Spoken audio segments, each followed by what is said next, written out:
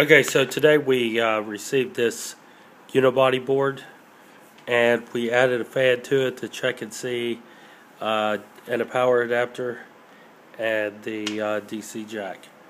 So what we see here is that it actually gets power, so we know that the SMC chip, which is a common failure with these systems, is not a problem. We have our thermocoupler here attached to our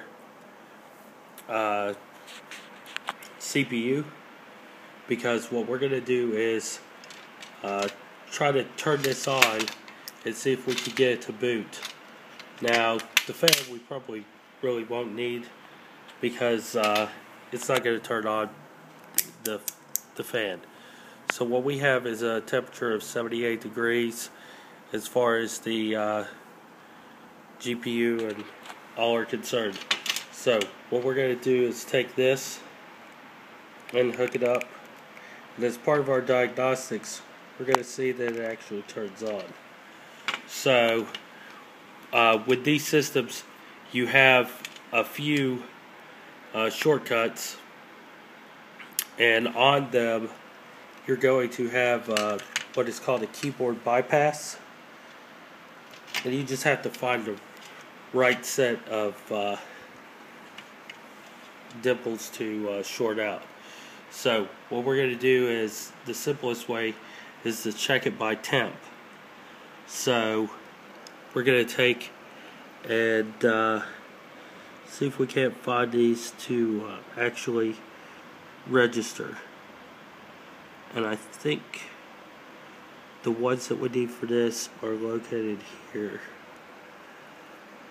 So I think this is where we need to go to check, but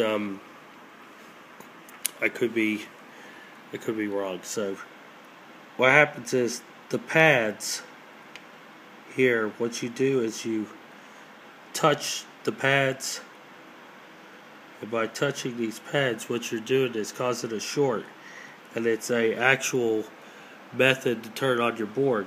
But every series laptop has a different place to turn it on. They have completely different bypass settings, and they have different bypass areas. So you can't hope to figure that. And it appears that we've actually hit the one that we needed, because we actually see the temp going up. So on this system it was up here in this area. So we see that our board's actually turning on. So we know that we have power. We know that by it heating up that we have an actual boot. We know by the light here on the adapter that we do not have an SMC chip problem. And so the video error that this person is probably saying is linked to a corrosion issue. What we see is water damage here on this part of the board that's linked to the LED. And we see the same error up here. We see corrosion up here on these pins. So what we're going to do is take and clean these boards, or clean this board, and then we're going to repackage it and send it back, because quite honestly we can't test it past that. We have no screen or anything such as that to test it with.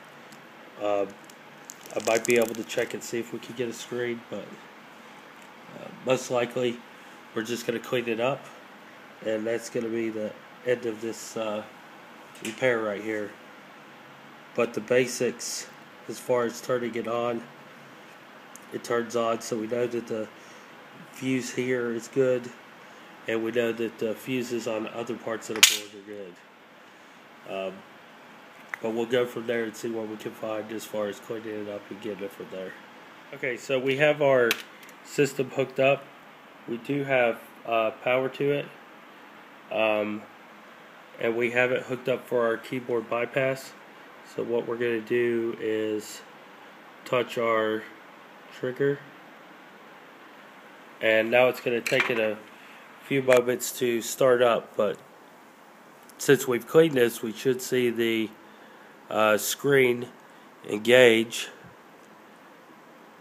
and turn on. So we do see that screen engaged, and we do see it powered on. So we know that our system is working now.